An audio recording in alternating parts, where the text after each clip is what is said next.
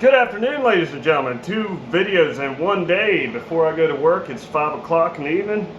Figured we just did a review on a rifle scope that just came in. So now we're going to do a review, I guess a little review on a rifle that I have that you all have not seen yet. So, without further ado, if you can name this gun without looking at the title, which I guess you kind of can't, this is one of the first guns that I ever owned. I got this gun, I was probably 14 or 15. A little background on this gun, I guess. My grandparents, my great-grandparents on my mom's side, they got to the age where they couldn't take care of, I guess, themselves and the farm anymore. So instead of them giving stuff to all the kids, because there were a lot of kids, they auctioned off the farm, and they auctioned off everything that was on the farm. And they pretty much told everybody, they pretty much told everybody in the family, if you want something, get your ass down here and you buy it. That way there's no bitching, fighting, or arguing. So this happened to be one of the guns that I bought. I bought this gun, I bought a few of my great-grandfather's guns, and I bought his gun cabinet. So this gun has a little bit of sentimental value to me, but this right here is the Interarms Mark X. This gun is an English-made gun. I believe they are made in Manchester, England. It is part of a Mauser family.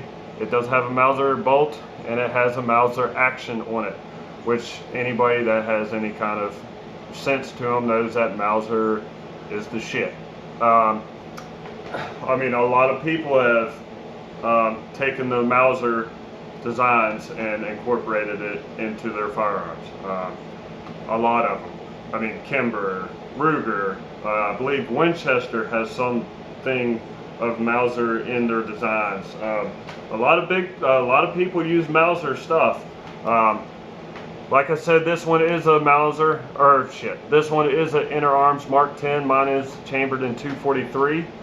Before we get any further into this gun, like always, we need to make sure this gun is unloaded. So, this always physically and mechanically check that the gun is unloaded before you start messing with it.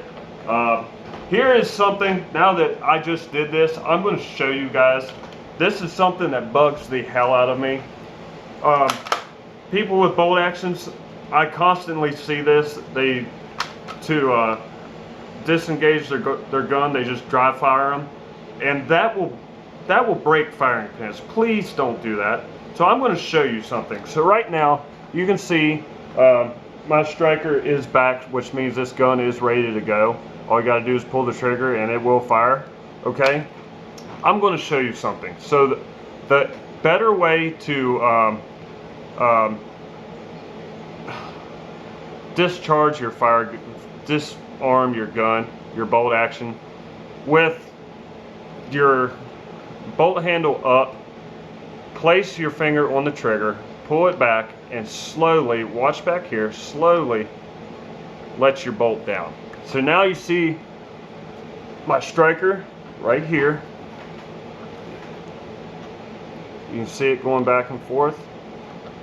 Okay, it is in safe position. This gun cannot go off.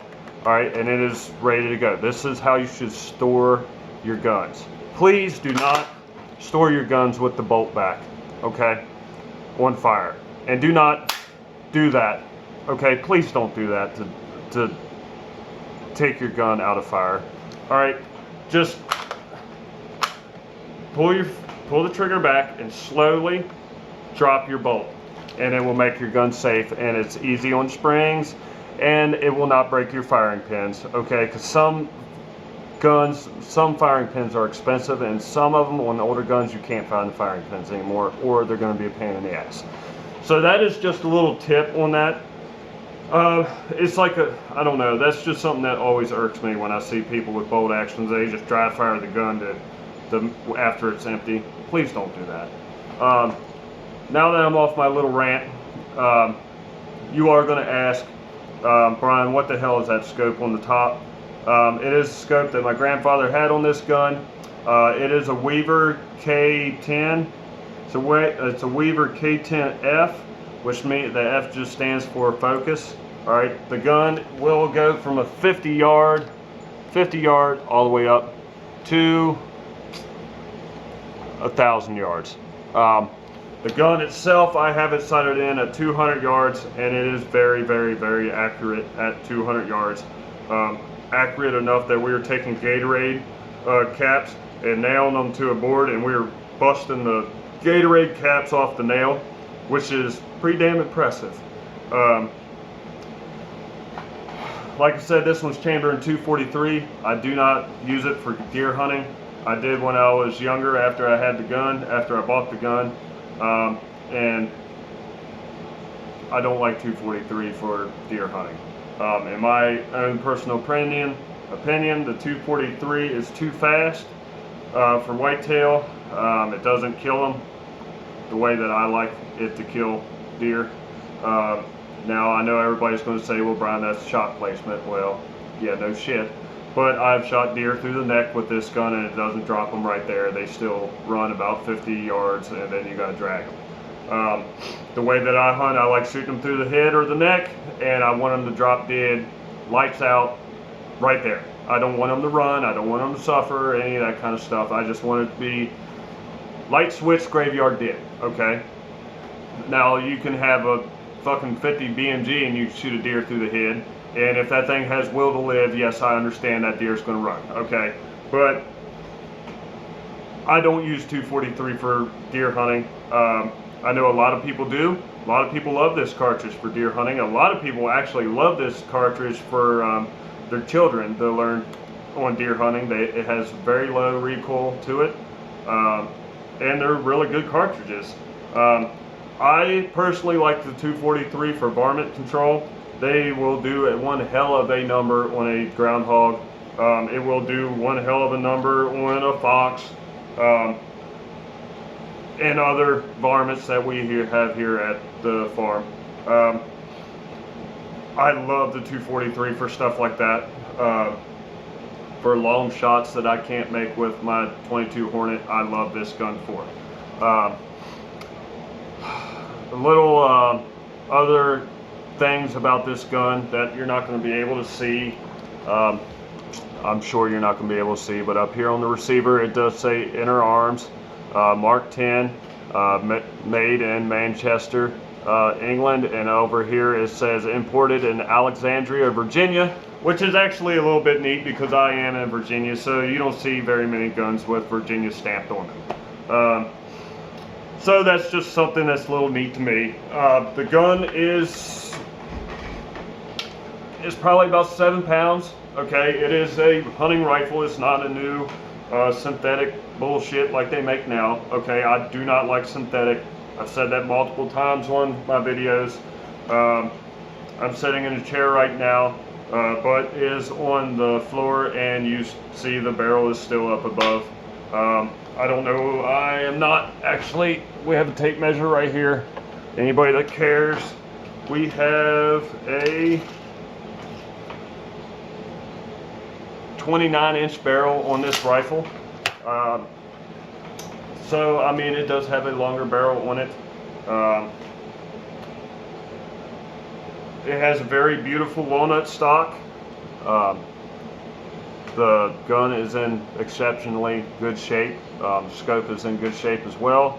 I haven't done any changes to this gun since I acquired it from my grandfather. Guys, it's just a regular Interarms Mark X. They make a bunch of them. They make them in different calibers. They make them in 243. They make them in 30-06, 308. I think they made them in 257 Roberts. They made them in a bunch of, I think they made them in 7mm, I think. But they did make a bunch of them. They did make this style of the Mark X, and then they made an international model, which just means that it's got a Mannlicher stock on it, which are, I like Mannlicher stocks. I do own 2 Mannlicher guns. We'll go over them at some point. They are very pretty and aesthetically pleasing to me. I do like Mannlicher stocks. But other than that, guys, this is it. There's nothing really that special about it. We just don't have it on my channel yet. And you don't see Interarm Mark X very often. In my opinion, they are very nice guns. They are very nice. They're very accurate. The triggers are very crisp. In my opinion, I like thick triggers. That's one of the things I like Ruger for, is Ruger has a really fat, wide trigger that fits my finger pad very well. These are kind of thin, but that's not really that big of a deal to me. You know, I can get over that. Guys, I'm not sure what else to go over with. If you have any questions about this gun, please leave them in the comment section. I'll do my best to answer any questions that you may have. This gun is all original. I haven't done anything to it. And like always, guys, y'all are awesome. Like and subscribe, and until next time, I'll see you later.